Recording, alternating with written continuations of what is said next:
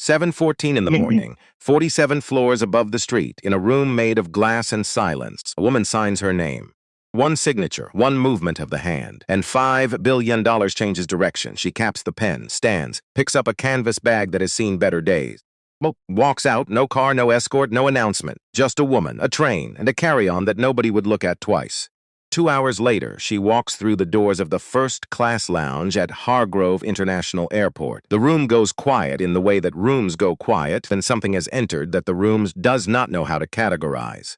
Eyes move, hands reached for radios. A decision is made without a word spoken by people who have no idea what they are deciding. She finds a seat by the window, sets her bag down, looks at the departures board, and waits. She has been waiting for this her entire career. They just don't know that yet. She had just signed a $5 billion document, and 2 hours later, she would be asked to prove she belonged to a seat she had already paid for. Part came later. That part she didn't know yet. What she knew at 7:14 in the morning on the 47th floor of a building made entirely less and restrained inhibition was the weight of a pen in her hand and the particular silence of a room full of people waiting for her to use it. The document was 11 pages. She had read all of them, twice, the night before at her kitchen table, with tea that went cold and a lamp that buzzed faintly, and the kind of focused attention that her assistant called intimidating, and her mother called being thorough, and Renata Colwell called doing the job. She signed on page 11, one signature, 4 letters, and a last name. What? $5 billion, 11,000 jobs. The financial future of Crestline Airways, an airline that had been 3 months from collapse when Callaway Group began the review process 8 months ago, secured by a single movement of her hand. The lawyer across the table exhaled, not dramatically, just the small laissez of someone who would been something tightly and could now put it down. Her assistant, Marcus, was already gathering the copies. He was 29 and efficient in the way of someone who had decided efficiency was a form of loyalty. He looked up at her with the expression he used when he wanted to say something and was calculating whether to say it. She saved him the calculation. I'll take the train. I can have a car. I know. She capped the pen. Set it on the table. Stood up. I'll take the train. He nodded. He had worked for her for 3 years. He had learned in those 3 years that certain decisions were not invitations to discuss alternatives. She picked up her bag. Canvas, worn at the corners, the kind of bag that had been good quality once and still was, just not visibly anymore. She took the elevator down 47 floors and walked out into a Chicago morning that smelled like rain that hadn't arrived yet, and the particular diesel and concrete mix of a city getting its day started. The Blue Line station was 4 blocks east. She walked without hurrying, bought a coffee from a cart outside the station entrance. No sugar. On the train, she sat in the second-to-last car with her canvas carry-on between her knees and her coffee cooling in her hand. Dress, low heels, hair pinned back, no jewelry except the watch her mother had given her in 1997, thin.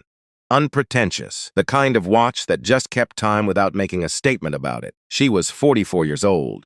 She was the director of ethics compliance at Callaway Group, one of the largest private financial institutions in the Midwest. She had spent the last 8 months reviewing Crestline Airways for evidence of systemic ethical failures before the group committed $5 billion to their restructuring. What she had found in those 8 months of paper trails and complaint records and internal emails that people wrote, assuming no one outside their department would ever read them, was enough to warrant the highest level of review her department could initiate. Desk audit, not an interview process. A field audit, unannounced, in person. Her alone in the environment, looking at the culture directly. She was not going to Hargrove International Airport this morning as Renata Colwell, Director of Ethics Compliance, Callaway Group. She was going as a woman in a gray dress with a canvas bag and a first-class ticket, because the only way to see how a system actually treats people was to be the kind of person the system might decide to treat badly. Watch what happened. Her phone buzzed. Markle's board confirmed full authorization. Suspension recommendation can be actioned at your judgment. Ratification within 2 hours of submission. She read it once, put the phone away, looked out the window at the city moving past. The train pulled into Hargrove International at 9:41 in the morning. She finished her coffee, threw the cup, pulled up the handle on her carry-on, and walked into the airport. On the other side of the terminal, Phyllis Garner was adjusting a chair, not because it was broken, because a passenger had moved it or a cleaning crew had shifted it during the overnight.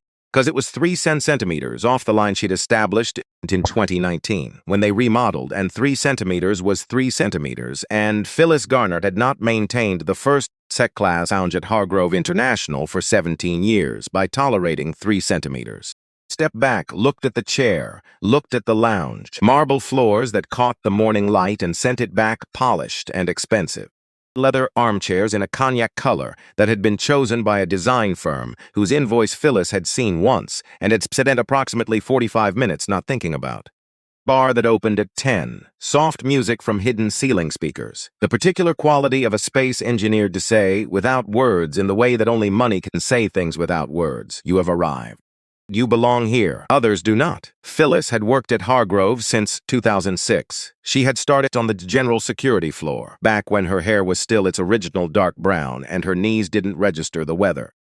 She had been good, genuinely. The kind of good that showed up in numbers and in the absence of incidents and in the particular steadiness that colleagues noticed, Fusers cited in reviews, and that should have been, by any reasonable measure, sufficient.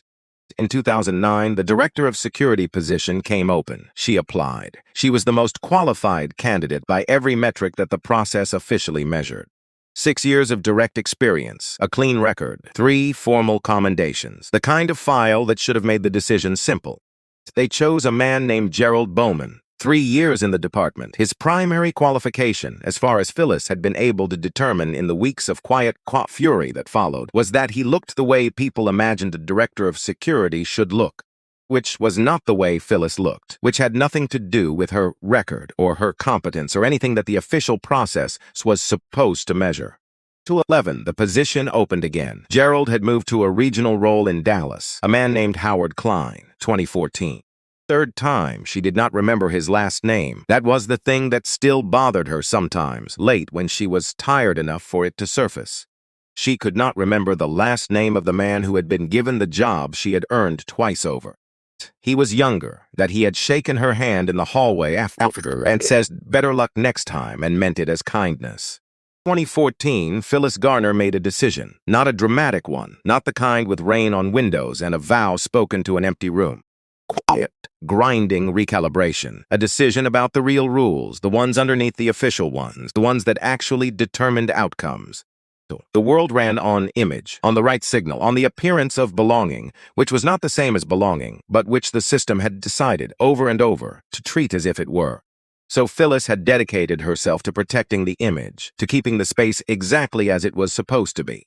Was the authority she had been given, finally, after she stopped applying for the authority she had deserved, and she held it completely. Both hands. For 17 years, she was not a cruel woman, not at her center. She had learned the wrong lesson from real pain, and the system that had taught it to her had never once come back to correct the lesson. She was still looking at the chair when the lounge door opened and Renata Colwell walked in. Phyllis registered her in the way she registered every new arrival, a professional sweep, fast, comprehensive, the dress, simple gray, carry-on, canvas, worn the shoes, low heels, functional, the watch, thin, not recent, the absence of things that this room was designed to contain, the statement bag, the visible jewelry, the particular ease of someone whose wealth had become invisible through familiarity. Renata had that ease. It was real. Phyllis simply did not recognize it in the form it took, and underneath the professional assessment, quieter, less available to her conscious examination, something else. A woman who looked like that, in a space like this, the picture didn't match the she had spent 17 years keeping. Her hand went to the radio. Across the lounge, in a chair near the far windows, a man named Orrin McCauley lowered his newspaper slightly, looked at Renata over the top of it, looked at the room's reaction to her, and understood, in the way of someone who had been watching rooms for 67 years, exactly what he was seeing. Surprised, he had seen it before. Different rooms, different decades, same temperature. He went back to his newspaper. Renata found a seat by the windows, good light, clear sight line to the departures board. She set her carry-on down, sat, pulled out her phone. The gate checked the time, and then, with the unhurried deliberateness of someone following a protocol, she reached up and adjusted the small cam mounted in the center of her lapel pin. The lens was 2.4 millimeters. The resolution was sufficient for faces, for expressions, for the specific quality of a room reacting to a person who didn't fit its expectations. She had charged it the night before. She always charged it the night before. She also carried, in the inner breast pocket of her jacket, a flat audio recorder the size of a credit card.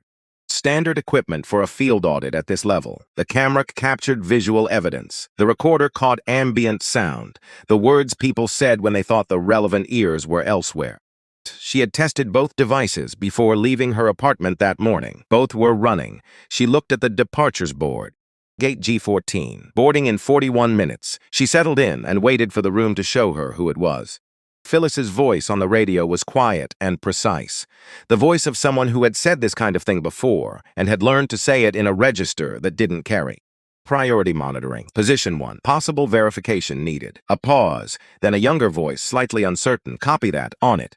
His name was Brandon Kettleworth, 26 years old. 3 months into the job, he was not a bad person. He was a young man in a new position with a supervisor whose reputation had preceded her by years and whose directives he had not yet developed the standing or the courage to question. He started walking toward the woman in the gray dress, slowly, the walk of someone moving toward a thing they already know they don't want to reach. Renata saw him coming. She gave him 3 seconds, kept her eyes on her phone, then looked up. He was young. Nervousness was doing what nervousness always does when someone is trying to contain it, making itself more visible. Ma'am. He stopped a careful distance back. Sorry to bother you. We just need to verify your boarding information. Routine. Of course, Renata said. She handed him her phone. The e-ticket was clear. Renata Colwell. First class. Priority boarding. Callaway Group corporate account. He looked at it. Looked at her. Something moved through his face. A brief, complicated passage of thought that lasted about 4 seconds. She watched it. Said nothing. Could I also see your ID? She handed him her passport. He held it longer than the check required. Because anything was wrong. Because he was buying time, hoping the situation would resolve on its own without requiring him to do anything specific. One moment, he said. I need to confirm a few details. He stepped back, pressed the radio. Renata looked back at her phone. Still, not performing stillness, just still, the way someone is still when they have already run through every version of this situation and decided in advance how they are going to be in it. The security desk, Phyllis listened to Brandon's low report. Tickets valid. Passports clean. Callaway Group corporate account. What's Callaway Group? Financial firm. Chicago. Phyllis was quiet for a moment. On the screen in front of her, the passenger manifest showed Colwell, Renata, first class, priority, Callaway Group. The name meant nothing to her. The firm meant nothing. She did not know that Callaway Group was the organization currently holding the financial future of the airline she worked for. She did not know that the woman in the gray dress had 2 hours ago signed the authorization for $5 billion in restructuring funds. She knew the dress, the carry-on, the absence of the right signals. Bring her to secretary, Phyllis said. Brandon's voice went careful. Documents are all in order, Miss Garner. The ticket. I didn't ask about the ticket, Brandon. A pause. Yes, ma'am. He walked back to Renata. He stopped a few feet away. His expression was a specific expression of a person about to do something they know is wrong and have decided time to do anyway because the alternative requires a kind of courage they haven't built yet. Looked at him and waited. Ma'am, I need to ask you to come with me to our secondary verification area. Won't take long. Renata stood up, picked up her carry-on. She could have asked why. She could have said the name. The number, the document she'd signed 2 hours ago. She could have made it stop right here, in this lounge, before it went further. She didn't, because that wasn't the audit. The audit was watching what the system did when it thought no one was watching. And the system was showing her, clearly and without ambiguity, exactly what it did. She followed Brandon through the lounge door and down the corridor to the secondary screening room. The windows, Orrin Macaulay lowered his newspaper and watched her go. He watched the way she walked, shoulders level, pace unchanged, the walk of a woman who had been through versions of this before and had decided, at some point in her past, that she was not going to let it change how she moved through a room. He looked around the lounge. The man in the charcoal suit at the corner table had glanced up from his laptop, registered the situation, looked back down. A woman near the bar said something to her companion. 2 people near the window were looking at their phones. Nobody said anything. Orrin folded his newspaper, set it on the table beside him, looked at the door where Renata had gone. About his wife, Dolores, 31 years in the same Columbus school district, teaching 8th grade English to kids who came in every September with more pain on them than any 13-year-old should carry. about how many times people had talked over her, how many meetings where her voice went unheard until someone else said the same thing, and suddenly it was worth discussing. How many rooms where she had been the most prepared person at the table and still had to fight for the table. About the library. He thought about all the times he had watched and said nothing. He set the newspaper down. Pick it back up. The room was small. Not aggressively so, just the specific smallness of space designed for function over comfort, with a metal table and 2 chairs on one side and 1 chair on the other, and a fluorescent panel overhead that turned everyone's complexion the color of something institutional. In the upper corner, a camera with a red light, recording 2 officers. A woman in her mid-40s practiced efficient name-tag reading Reeves. Man, a late 30s, stockier, who wrote things in a notebook without looking up. Renata sat, put her bag in her lap. The audio recorder in her breast pocket was running. The lapel camera was running. She had positioned herself as she always did, with her shoulders square to the room and her hands visible on the table, because years of field audits had taught her that the quality of her stillness determined the quality of the information she received. Meditation made people perform. Stillness made them reveal. Mrs. Colwell, Reeves opened a folder that appeared to contain very little. Can you tell us the purpose of your travel today? Businesses. What kind of business? Financial consulting. For Callaway Group. I'm a director there. The man wrote something, didn't look up, a pause. And then he said, for a business trip, he stopped. Reconsidered, started again. Your attire is, he stopped again. Renata looked at him. She did not help him finish. We waited with the patience of someone who has decided that the other person is going to have to complete their own sentence. How I choose to dress, she said finally, is not a security concern. Reeves cleared her throat. We have a few more questions. There's a sealed envelope in your bag. There is. We'd need to examine. No, her voice didn't change registers. Temperature. Same pace. That envelope contains confidential financial documents protected under federal statute, specifically 12 CFR Part 1070, which governs the confidentiality of consumer financial information and related records held by financial service providers. Opening it without a court order and licensed legal counsel present would expose this airport and the airline to significant civil liability. She looked at Reeves steadily. I'm happy to provide the full citation if it's useful. Reeves looked at the man. The man looked at his notebook. The room had a particular quality now. The quality of a situation that has quietly, without announcement, reversed its power arrangement. This is a random screening, Renata said. Please document it as such in your report. If someone specifically requested this review, I'd like the basis for that request noted in writing before we go any further. I don't think that will be necessary. I'd prefer it anyway. A silence, not long, but with enough weight to be felt. Then Reeves stood. You're free to go, Miss Colwell. I apologize for the delay. Renata stood, checked the envelope. Still sealed. She zipped her bag, adjusted the strap, and walked out of the room the way she had walked in, without hurrying, without looking back. Eyed the chorister. She paused for exactly 1 moment. 1 breath, the kind of pause that isn't visible from a distance. She walked back toward the lounge. At the security desk, Phyllis was watching the monitor feed. She watched Renata walk out of the secondary screening room. She watched the posture, the pace, the complete absence of the deflation she had expected, the slight slump of someone who had been reminded of their own smallness and was carrying it back with them. Renata did not look deflated. She looked like someone who had taken a detour and was resuming a journey that had never actually been interrupted. Something in Phyllis went very still. She had run these procedures hundreds of times. She knew exactly what people looked like afterward. The relief, the mild indignation, the particular loosening of someone who has been through something uncomfortable and is glad it's over. Renata looked like none of those things. Mrs. Garner, Brandon's voice came through the radio. Quiet, her account classification at Callaway Group. Director level, ethics compliance. Phyllis did not respond for a moment. Thank you, Brandon, she said. She put the radio down. Compliance. She stared at the monitor. The words sat in her chest like something she'd swallowed wrong. She pushed them down, back to her screens, and maintained with the practice of 17 years the expression of a woman who was entirely in control of the situation she was in. Came back through the lounge door and returned to her seat by the window. She sat, did not look at the security desk, did not look around the room to see who had noticed. She took out her phone and opened the secure internal application her department used for field documentation. She typed with the focused brevity of someone who had written a lot of field notes and had long since stopped using more words than the facts required.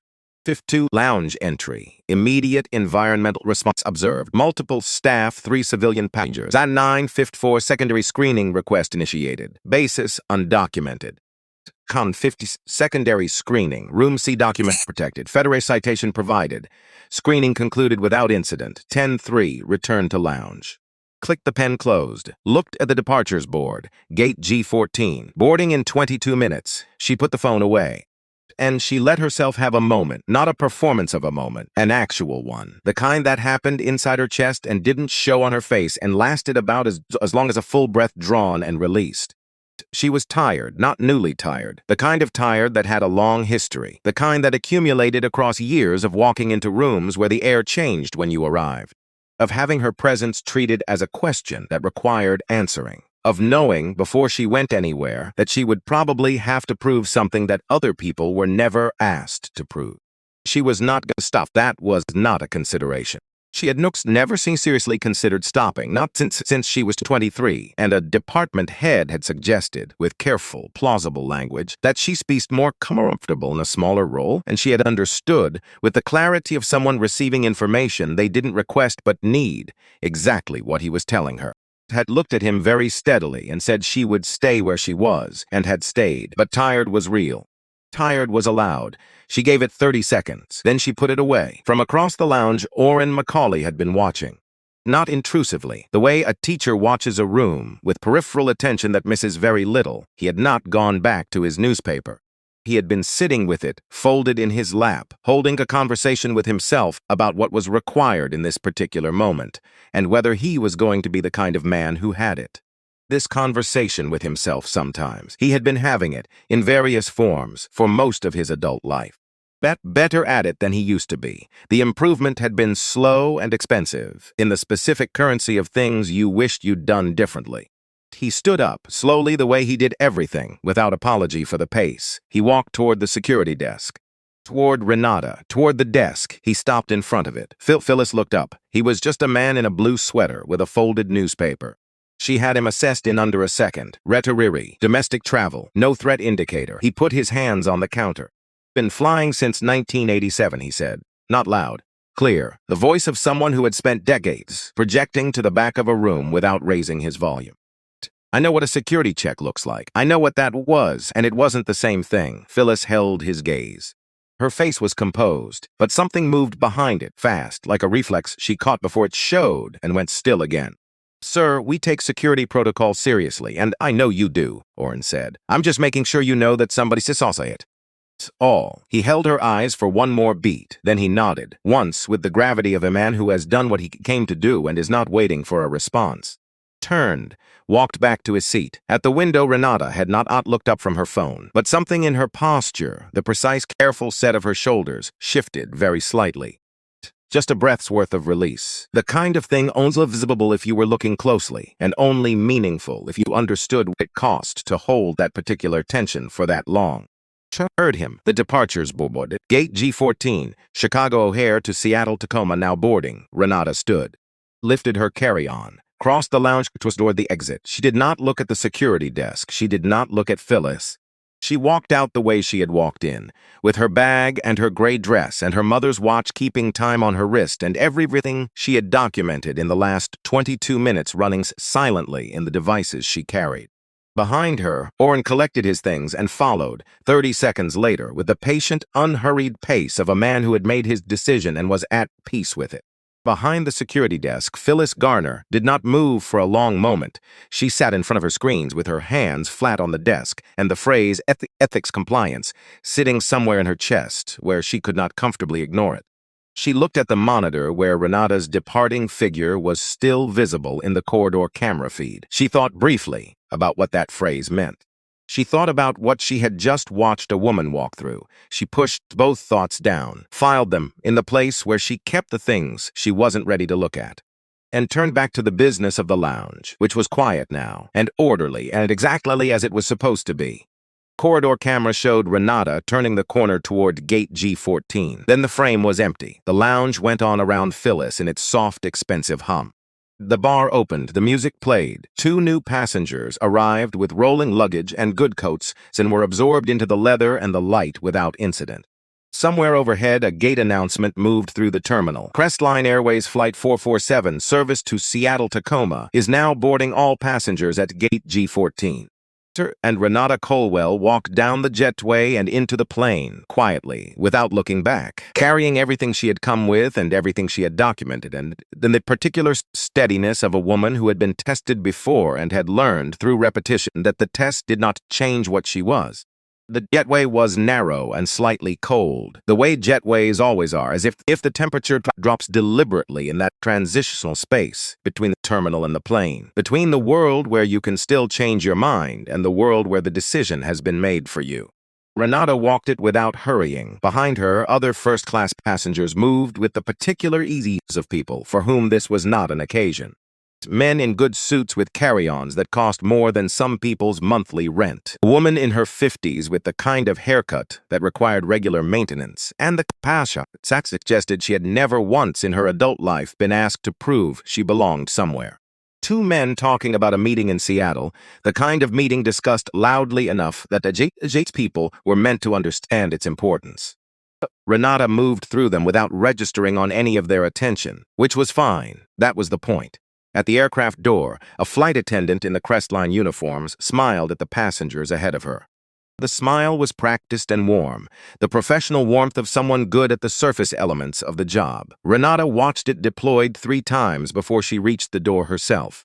When she reached the door, the flight attendant's eyes moved over her once. Fast. The smile appeared, thinner, held for less than a second, and then she was already looking past Renata toward the passengers behind her.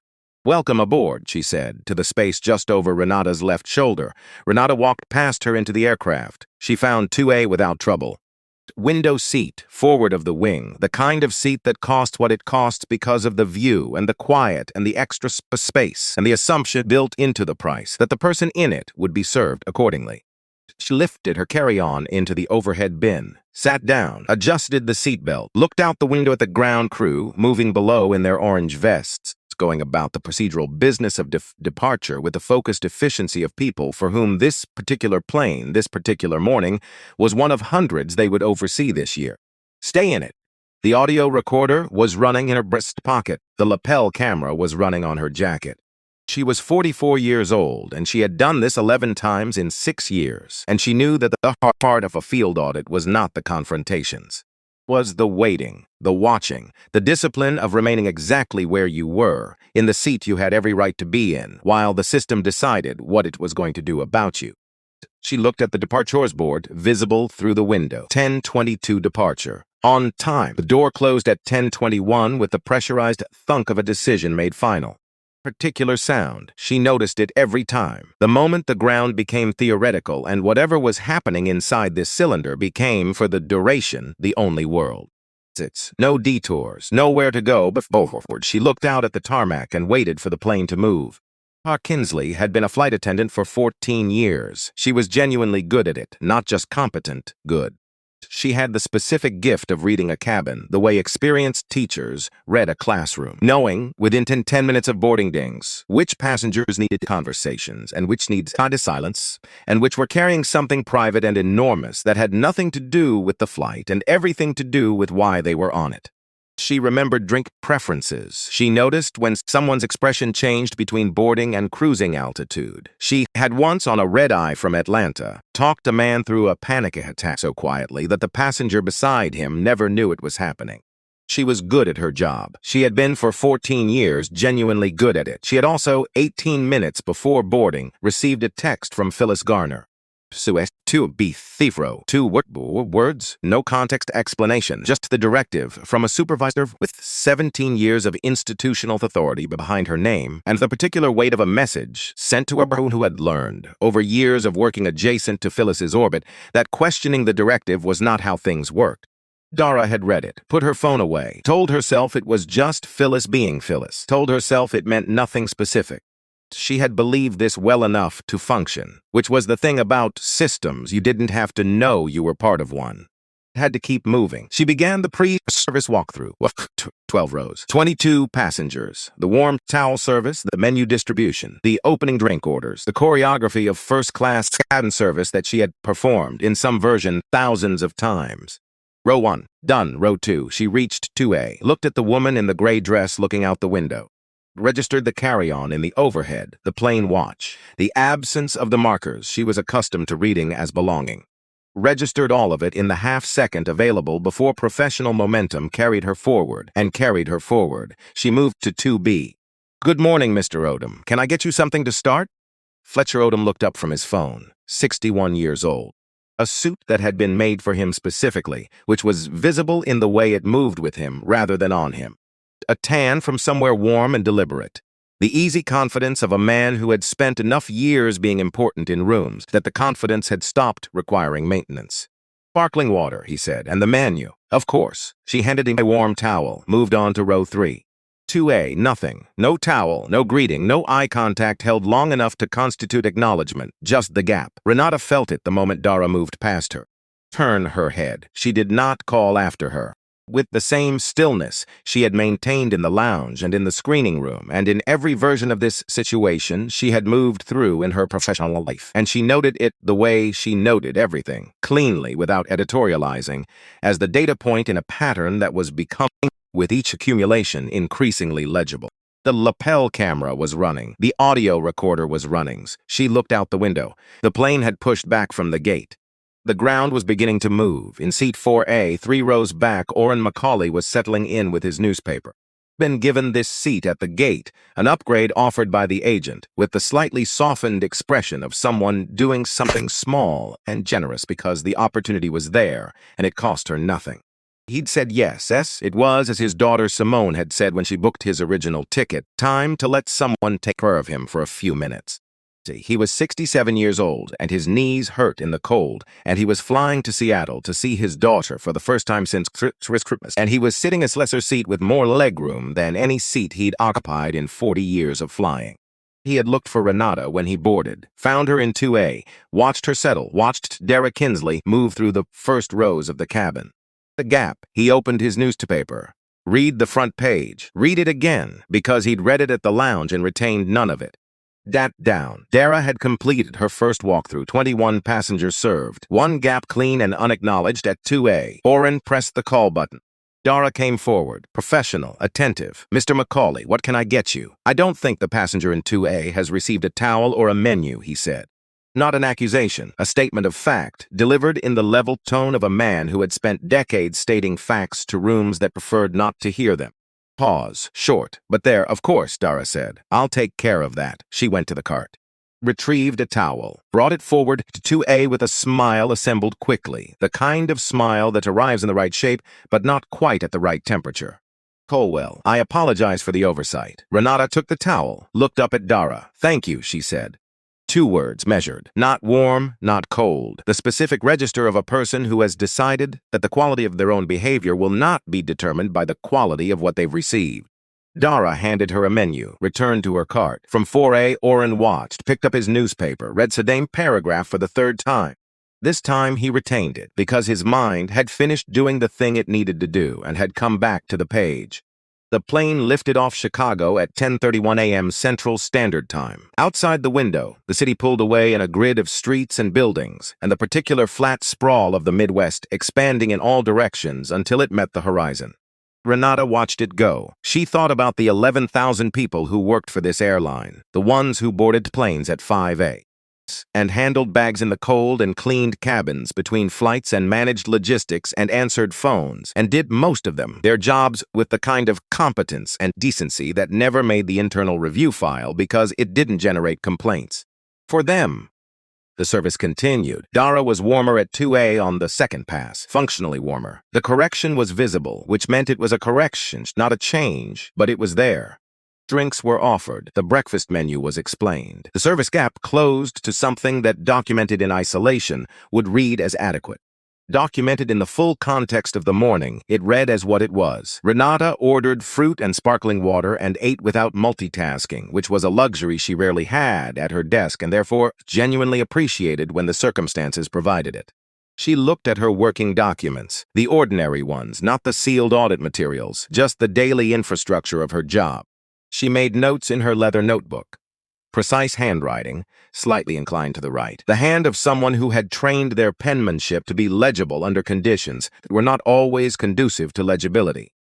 She did not look at Fletcher Odom in 2B. Fletcher Odom, for his part, had spent the first 40 minutes of the flight on his phone and had laptop in the absorbed way of someone who treats any unscheduled hour as resource to be optimized. He was an investor. He had been an investor in Crestline Airways for 6 years, since the moment when the airline's stock had looked like either a disaster or an opportunity, and he had made a bet that it was the latter. Had held. He tracked the airline's financials the way he tracked all his holdings, closely, and with the particular personal investment of someone who had staked not just money but judgment. He knew the airline needed the Callaway Group restructuring package. He knew it in the way of someone who had read the quarterly reports and understood what the numbers were circling around. He had been told, in the careful language that financial advisors use when they are trying to communicate urgency, without triggering decisions that can't be undone, that the next 60 to 90 days were the critical window. He was not, as the plane crossed Wisconsin, thinking about that.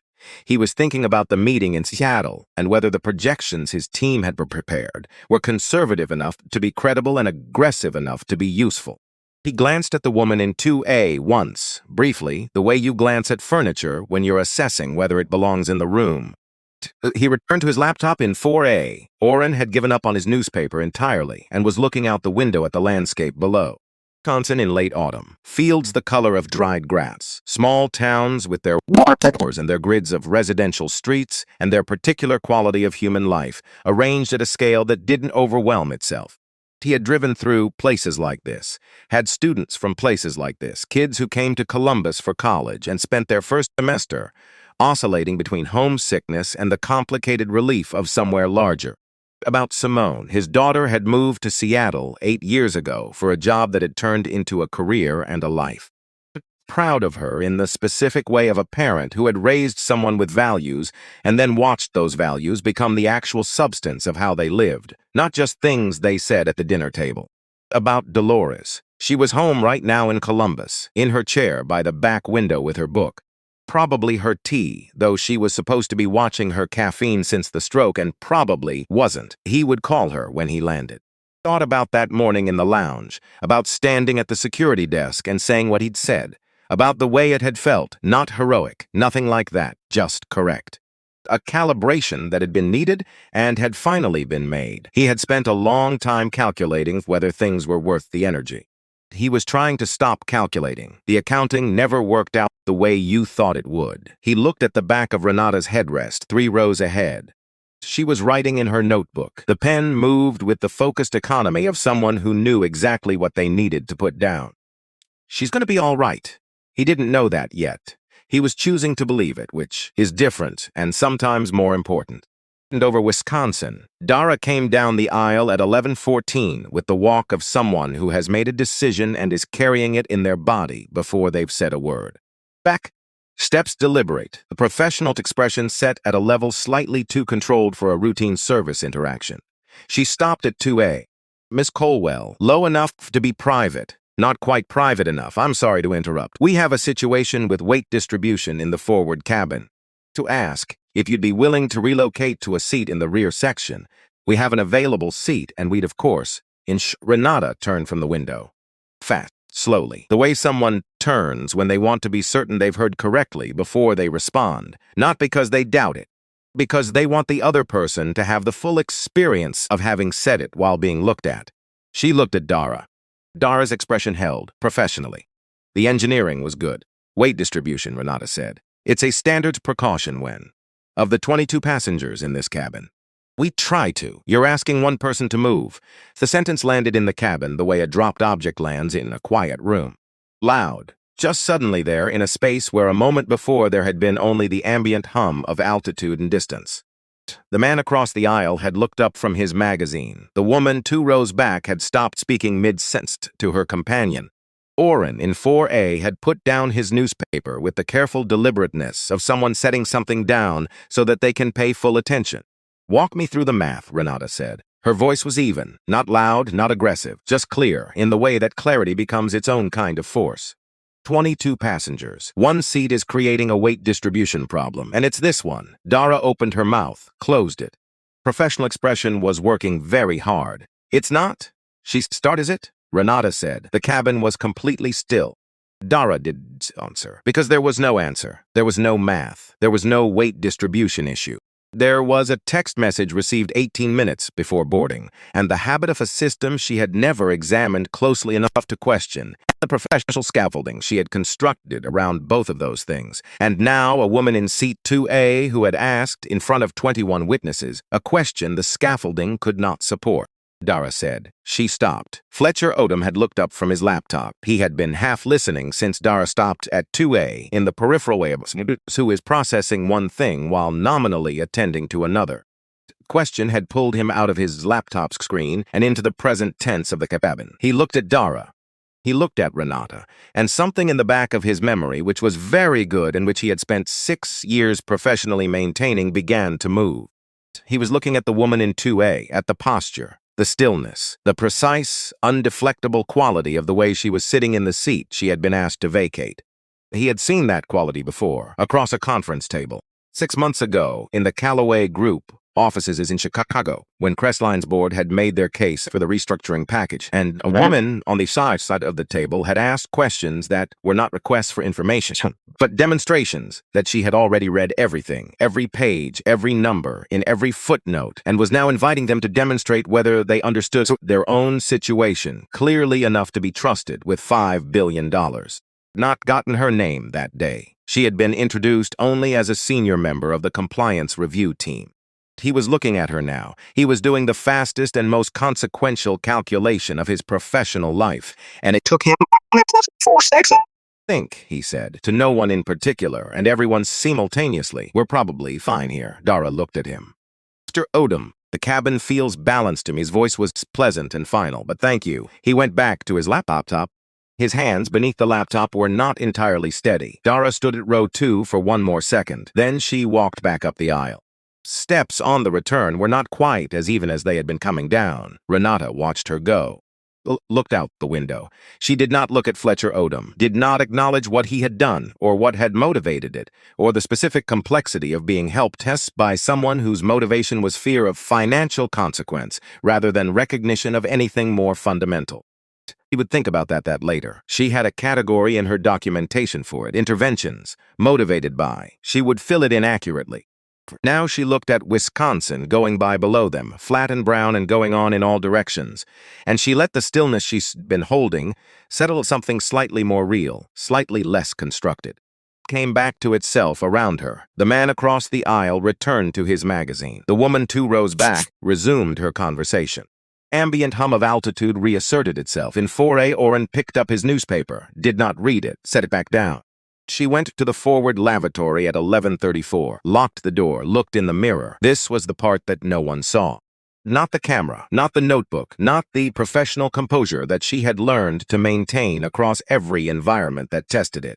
Just her in the 20 square feet of an airplane bathroom, with the engine noise all around and the fluorescent light doing what fluorescent lights do, which is find every line of tiredness in a face and make it legible. She was tired, not newly. Not because of this morning specifically, though this morning had been its own weight. She was tired in the way that accumulates across years. The specific fatigue of a life spent in rooms that treated her arrival as a problem requiring resolution, of moving through environments that expressed, in ways ranging from subtle to explicit, the preference that she were different, or elsewhere, or both. Doing all of this while maintaining the level of professional performance required to accomplish what she had come to accomplish, because the work mattered and the alternative was not available to her. But she looked at the woman in the mirror. She was not going to stop. That was not a consideration. It had never seriously been a consideration. Tired was real. Tired was allowed. The permission to be tired was not weakness. It was just true. She gave it 30 seconds. She took out her phone, opened the secure application, typed, formal review initiated, full documentation package ready for transmission. Admin suspension of Crestline partnership pending compliance audit completion. Brief board prior to landing. She read it back. Every word was accurate. She sent it, put the phone in her pocket, looked at the mirror for one more moment. Then she unlocked the door and walked back to 2A. She sat, looked out the window. The Midwest had given way to something else, the landscape beginning to change as they moved west, the flatness folding into the first suggestions of altitude. That won some minute sights to Seattle. At 11:47, Orrin leaned slightly forward in his seat. He did not raise his voice. Spoke toward the space between their rows the way you speak when you want to say something to a specific person without making it a public address. Taught for 32 years, he said. Same district as me, English. She read everything, every student, every draft, every meeting agenda they tried to rush past her. Paused. People talked over her for a long time. Then they ran out of reasons. He was not looking at Renata. He was looking at his folded newspaper. Renata did not look at him. She was looking at her notebook. They named the library after her last spring, he said. A moment passed, the engine hum, the distance below them, the particular quality of two people sharing a space and a conversation without making it anything more formal than it needed to be. Sounds like someone worth knowing, Renata said. She'd have liked you, Orrin said. Another moment. Longer. The kind of silence that is not empty. You doing all right? He asked, the real question, not the social one. Renata considered it honestly. She had started trying some years ago to consider honest questions honestly, because the reflexive fine was a kind of small dishonesty. She had decided she was tired of performing. I'll be better when we land, she said. That's enough, Orrin said, and went back to his newspaper. Dara did not approach 2A again. With hostility, not with avoidance that was visible enough to document as a distinct incident. Just the absence of the proactive service that first-class passengers received as a base of this line. The drink refills, the check-ins, the small attentions that communicated. I see you. You're here. Renata's sparkling water ran out at 12:11 and was not replenished. Her tray was cleared at 12:23, at the same time as the row ahead, which was within normal parameters, except that the row ahead had received 2 service check-ins since the tray was set, and Renata had received none. The lapel camera ran. The audio recorder ran. The notebook filled with the clean, precise handwriting of someone documenting what she had come to document. Outside the window, the landscape continued its slow transformation. The plane descended incrementally towards Seattle, losing altitude in the gradual, bare perceptible way that means the end of something is approaching before the end is visible. 12:48, the captain came on the intercom with the descent announcement. Seattle, Tacoma. Partly cloudy. Temperature 61 degrees. Local time 10:48 A. Renata looked out the window. The mountains appeared first. The specific dramatic emergence of the Cascades through cloud cover, white-capped and enormous and indifferent to everything that had been happening in the cabin below them. The water, Puget Sound, gray-green and enormous, spreading out toward the horizon.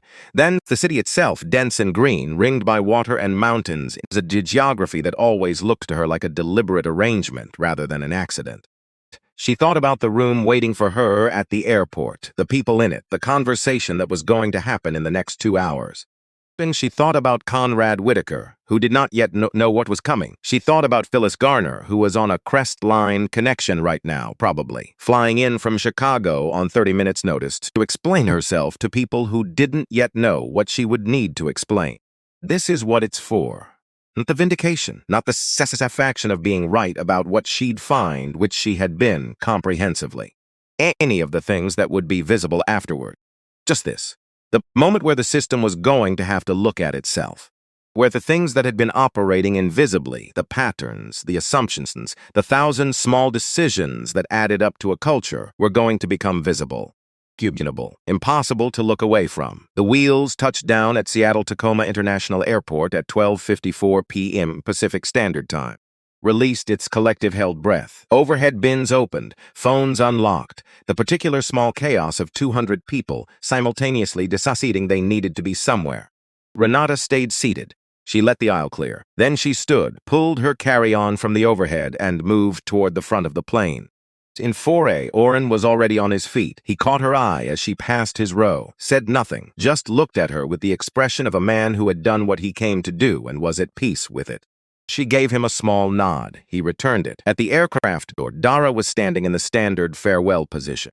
She looked at Renata as she approached. The professional smile was there, but under else, something that had been building since Wisconsin had not resolved into anything comfortable.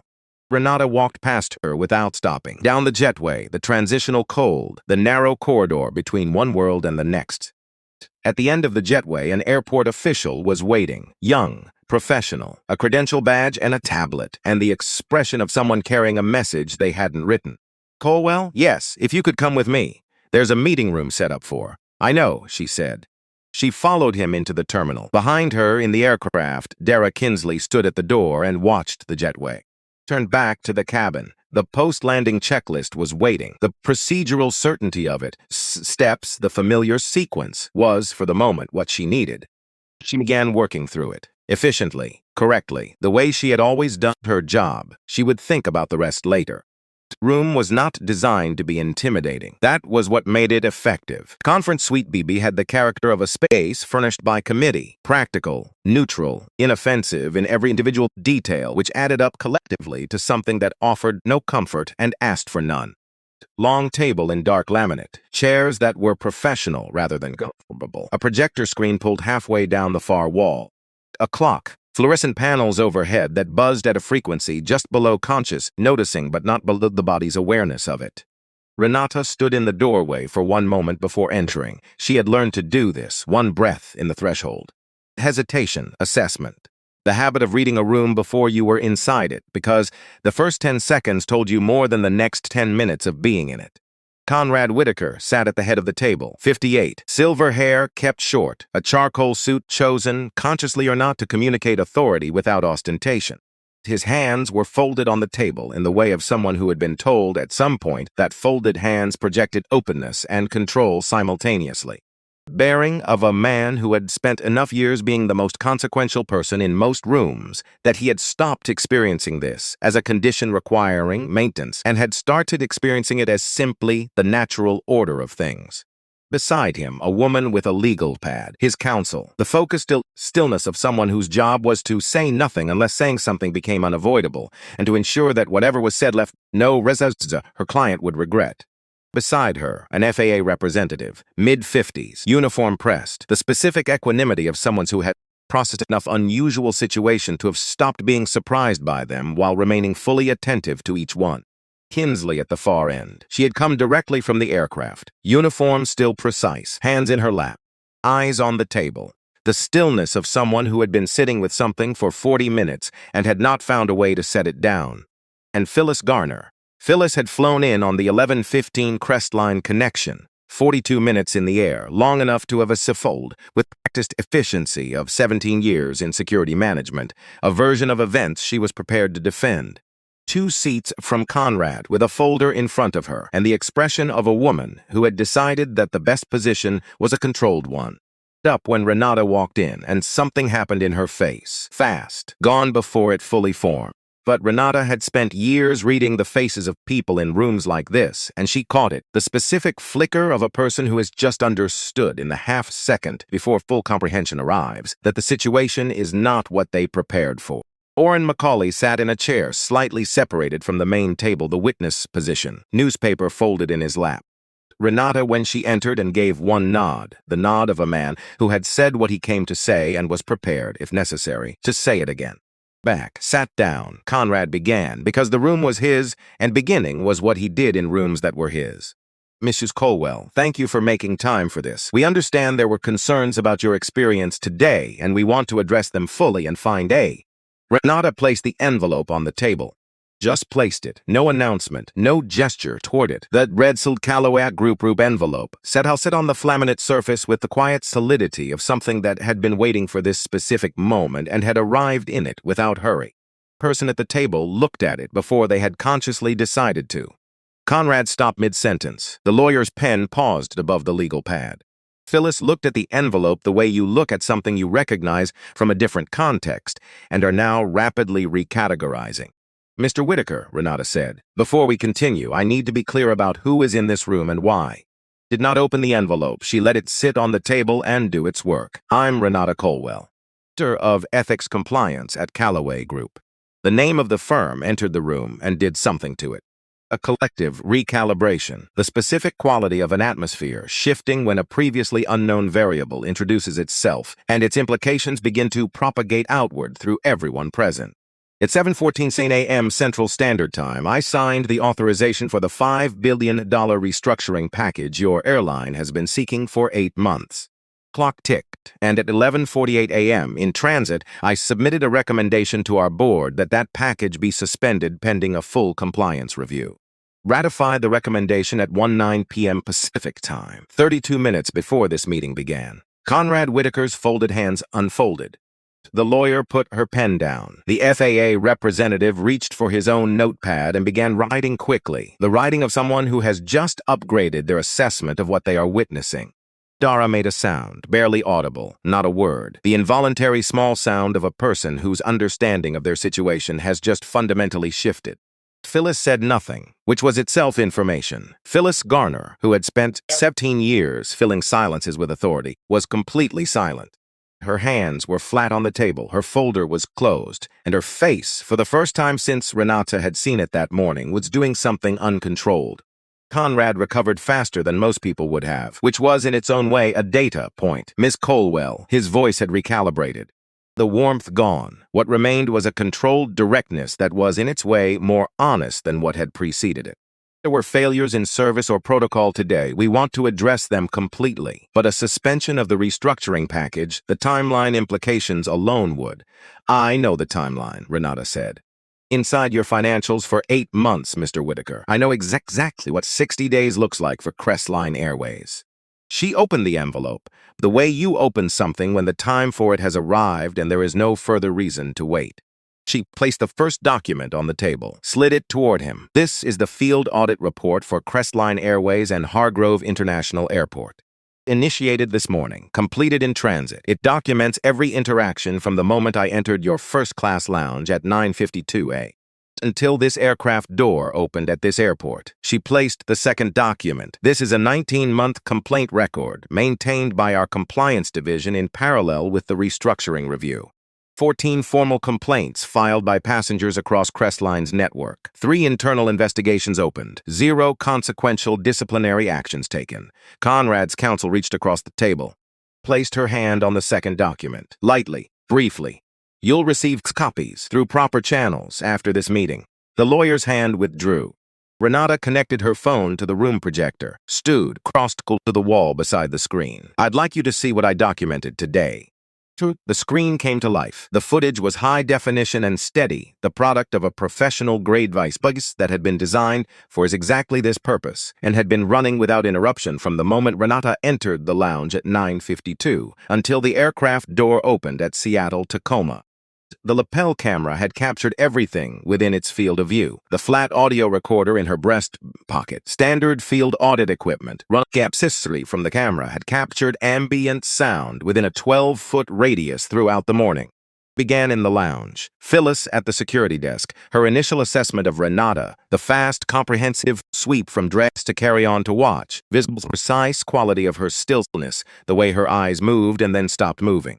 The radio call, the dispatch of Brandon Kettleworth, his approach, his document check, his return. Phyllis's instruction, bring her to secondary, and Brandon's compliance. All of it audible, all of it visible. The recording made no argument. It simply showed what had happened in the order it had happened.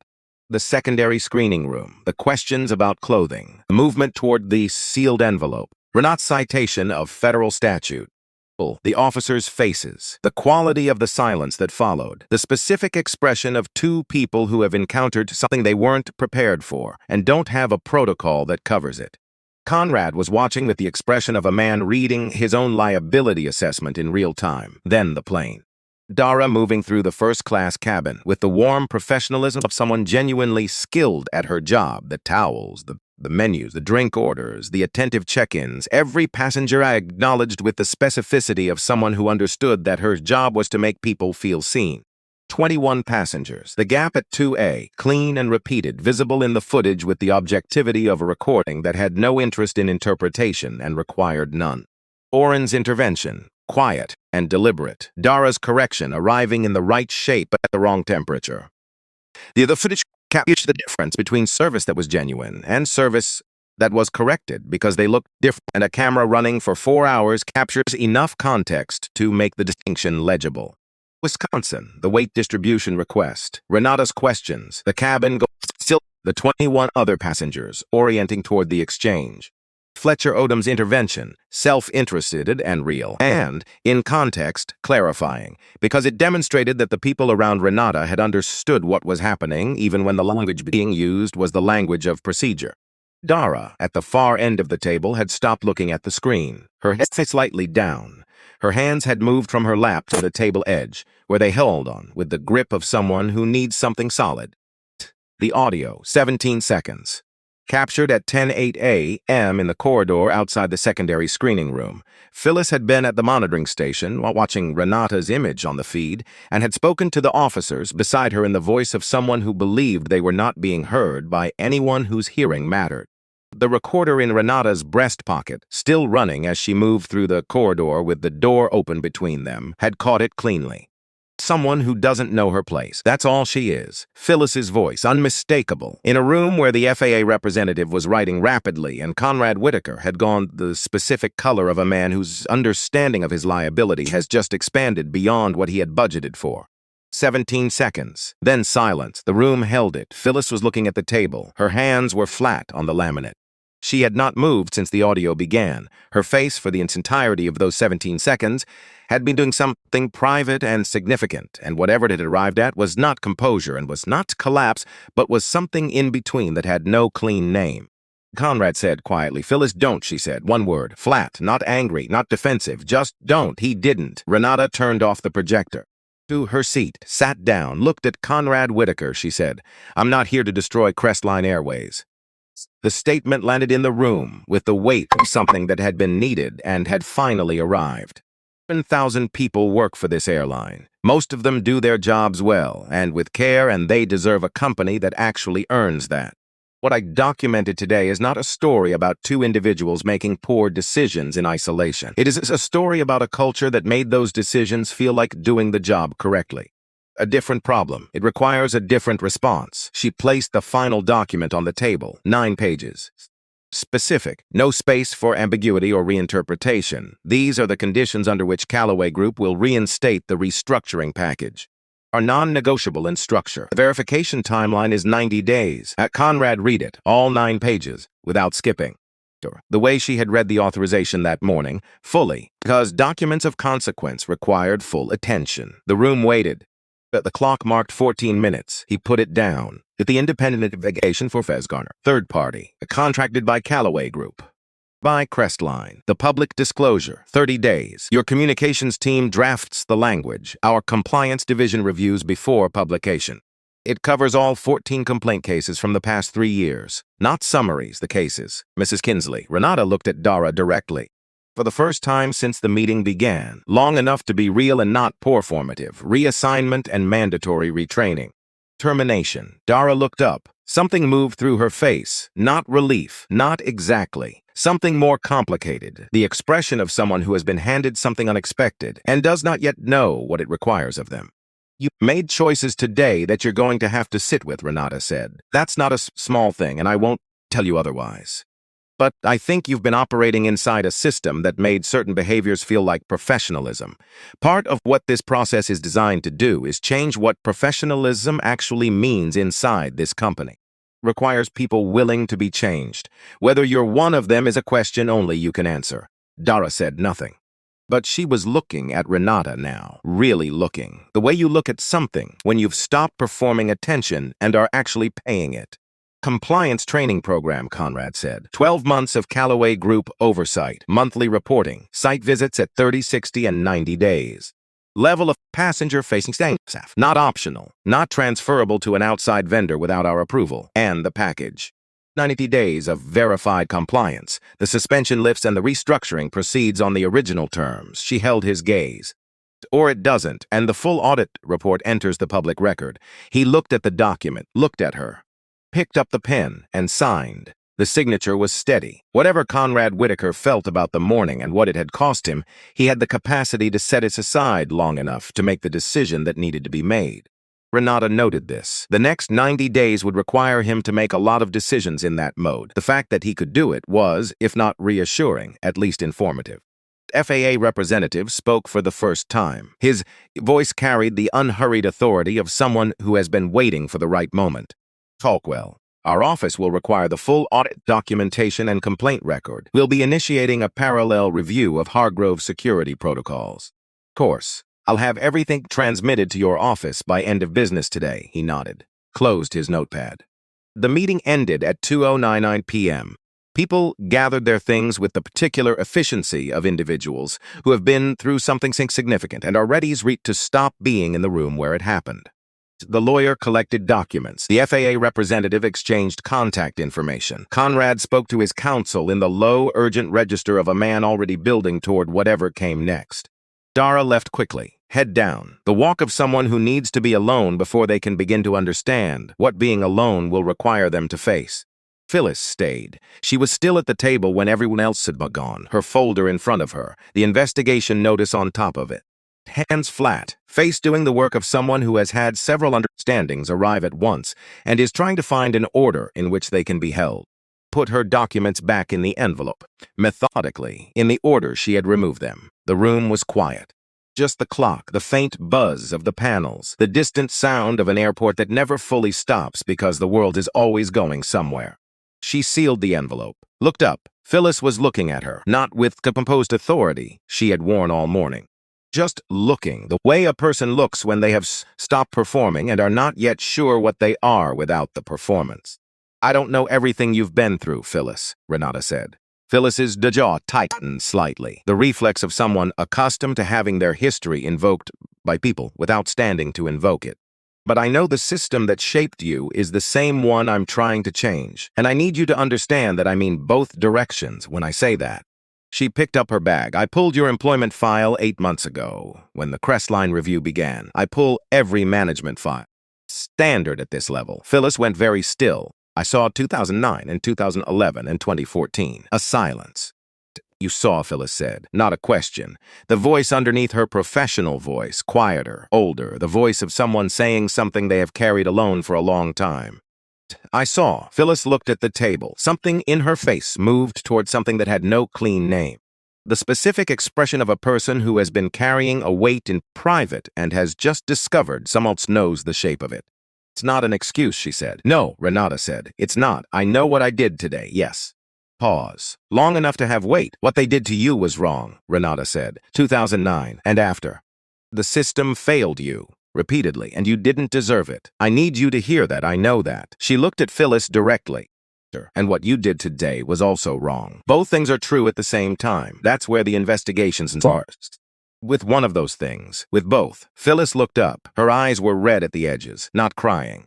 The specific redness of someone holding something back with the last of the effort available to them. I don't know what to do with that, she said. Finally, like something stuck for a long time coming loose. The investigation will show you where to start, Renata said. To take something from you, to show you the shape of what happened clearly enough that you can't look away from it anymore. Whatever you build next, you're building it on something real. She walked to the door, stopped in the doorway without turning all the way back. What happened to you in this building in 2009 and after? That was a failure of this institution, the same institution you then spent 17 years protecting. Pause. I think you've known that for a while. What you do with the knowing is yours to decide. She walked out. The corridor was wide and full of moving people, luggage and uniforms, and the purposeful traffic of an airport afternoon going about its business without reference to what had just happened in Conference Suite B. Orrin Macaulay was leaning against the wall 20 feet from the door, carry-on at his feet, newspaper under his arm. Patient quality of a man who has decided he has nowhere more important to be for a few minutes. He straightened when she came out. They stood in the corridor together without preamble. You doing all right? He asked. Same question, same genuine weight behind it. Renata considered it honestly. Better than I was this morning, she said. He nodded. Can I ask you something? Yes. Why did you go back to your seat in the lounge? After the screening, you had what you needed. You could have said something right there, made it stop. She looked at him. It was a real question. The kind that came from someone who had been thinking about it. Saying something right there would have ended the screening, she said. It wouldn't have changed the culture that ordered it. I needed to see what the culture did when it thought no one was watching. What it did when it was caught. Orrin was quiet for a moment. Then that took something, yes. Nodded slowly. The nod of someone who understands what a thing costs and is acknowledging the cost without inflating it. "Can I ask you something?" Renata said. "Sure, this morning at the lounge. You didn't have to say anything." He looked at the corridor, at the people moving through it. "My wife would have," he said, without thinking. She never calculated whether a thing was worth the energy. She just did it. A pause. "I calculate. I always have. Whether it matters, whether it's my place, whether it changes anything. And this morning, I'm 67 years old," he said. "Dolores had a stroke last year. Minor, she's home right now, probably ignoring her caffeine limit, but..." He stopped. "To a point where you run out of reasons to keep calculating. The accounting never works out the way you think it will. You say something or you don't, and then you live with whichever you chose." Renata looked at him. "Thank you," she said. Not the two-word version from the plane. This one carried everything. The lounge and the corridor and the screening room and 20 years of moving through spaces that her presence as a question. And this man who had stood up from his chair and walked to a security desk and said, "Someone saw it." Oren nodded, then, "Go finish what you need to finish. I've got a daughter waiting." He adjusted his carry-on strap. Gave her one more look, the look of someone who has seen a thing worth seeing and wants the person to know it was seen. He turned and walked away into the crowd. She watched him go until the corridor absorbed him. Then she turned and walked in the other direction.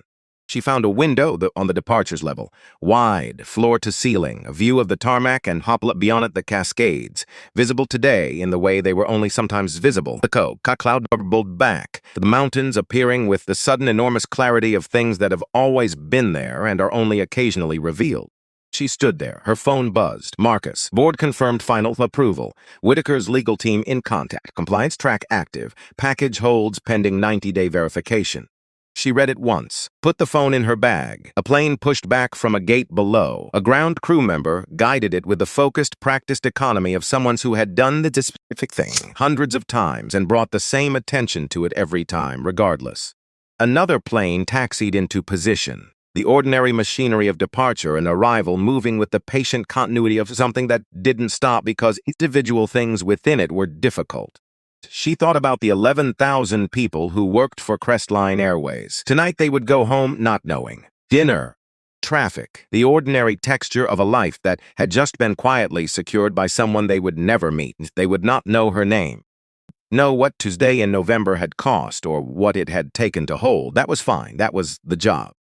You didn't do it to be known. You did it because the alternative, the world where nobody held the line, where the system ran on without accountability because accountability was inconvenient, was a world she had decided. A long time ago, she was not willing to simply live inside. She thought about Phyllis, still somewhere in this airport, probably, waiting for a flight back to Chicago, sitting with the investigation notice and everything it meant and everything it was going to require. Slow, unglamorous process of being shown the shape of something you have been refusing to look at. Whether she would use it was not something Renata could determine. She had given her the honest version of the truth. What happened next was Phyllis's to decide. She thought about Dara. The distance between who you mean to be and who you become inside a system that makes certain behaviors feel like competence. Distance was real. It was not an excuse, but it was real, and it mattered for what came next, and Renata believed, not naively, but from evidence, that some people could cross it. She thought about Oren, about what it had cost him to get up for that chair. Not nothing, not everything, but something, offered freely, at a moment when the calculation had finally stopped, and the thing that needed doing had simply been done. That's how it moves, not in the large gestures, in the person who gets up from the chair. The mountains held their position, different, enormous, there before any of this and there long after. There was something in that she found clarifying rather than diminishing. The work mattered. It mattered specifically and immediately and to real people with real lives, and it would matter whether or not it was remembered, whether or not it was visible, whether or not the mountains noticed. She picked up her carry-on, turned from the window, walked to the taxi stand. In the cab, the driver did not speak, which was exactly right. She sat in the back and looked out at Seattle, going by regular streets, regular afternoon, people at crosswalks and in the windows of coffee shops and waiting for buses, and let the ordinary texture of the city settle around her. The world's indifference to individual difficulty was, depending on how you held it, either desolating or steadying. Today, it was steadying. She needed the world to keep going without requiring anything from her. The hotel appeared. She paid, got out. Stood on the sidewalk with her carry-on and her bag and the sealed envelope and her mother's watch keeping time on her wrist. Air was cool, the light was low, the specific gold of a Pacific Northwest November afternoon when the sun finally finds its angle and everything it touches looks briefly like it was arranged. She walked in. She called her mother at 7:38, not to debrief, not to process, just to hear the voice that had known her for 44 years and would not require her to explain herself, or perform anything, or be anything other than who she had always been. Colwell was 71 and lived in Baltimore, and had opinions she shared with the directness of a woman who had long ago decided that indirectness was a luxury neither she nor the people she loved could afford. She had raised Renata on two things she had never stated as principles, because she had simply lived them: that you always did the right thing, and that you never confuse the right thing with the easy thing. "How was the trip?" her mother asked. "Complicated," Renata said. "They always are, this one more than most." A pause, the comfortable kind, the kind that exists between people who have known each other long enough that silence is just another register of the same conversation. "You okay?" The real question. Her mother had always asked the real one. Renata sat on the edge of the hotel bed and thought about how to answer honestly. She thought about the lounge and the screening room, and the 30,000 feet of being rendered invisible in a space she had paid to occupy. Wisconsin, about the specific cost of maintaining yourself fully yourself in environments that keep suggesting, in ways large and small, that you are something less than what you are. She thought about the woman who would walk into the first-class lounge at Hargrove International sometime in the next few weeks, who would sit down in a leather chair and think about where she was going, who would not feel the temperature of the room change when she entered, who would be offered a warm towel without having to wait for someone else to notice she'd been skipped, who would move through that space without carrying the weight of being a question the space kept asking. Woman would not know Renata's name, would not know what Tuesday in November had taken, would simply sit in the chair, be exactly where she was, without having to justify it. "Mama," Renata said, "I'm okay." A pause. And in the pause, everything her mother didn't need to say out loud, because she had been saying it for 44 years in every form available to her. "Good," her mother said. The word carrying, as her words always carried, more than its surface weight. They talked for another 20 minutes about nothing particular. Neighbor's new dog, a book, the Baltimore weather, the small, irreplaceable texture of a life that was continuing in its ordinary way, and was, in its ordinariness, not small at all. When they hung up, Renata sat in the quiet of the hotel room. Outside, the rain that had been threatening all day had finally arrived. Quiet and steady against the window, the sound of it, patient and continuous and entirely indifferent to anything except the fact of itself. She listened to it and thought about nothing except the sound, which was enough, which was exactly enough. The food arrived. Soup and bread and something green. Real food. She ate at the small table by the window and looked out at the Seattle night, with the soft, diffuse way of a wet city, and felt the specific settling of a body that has been held at tension for a long time and has finally been given permission to release. Tomorrow, the work continued. The 90 days, the reporting strucks, the site visits, the slow and necessary labor of making an institution look itself so precisely, and then change, which was never as clean as the moment of accountability that preceded it, and always required more sustained attention than anyone anticipated. She was good at sustained attention. She had spent her career building the capacity for it, but tonight she was a person, not a function. Tonight she had eaten real food and called her mother and was listening to rain on a window in a city that didn't know her name, and that was exactly what this particular evening required. She cleared the tray, got ready for bed, set her mother watch on the nightstand where she could see it. Turned out the light. The rain continued, pace steady, the sound of it filling the room with the kind of quiet that isn't silence but is, in its own way, rest. She listened to it and slept.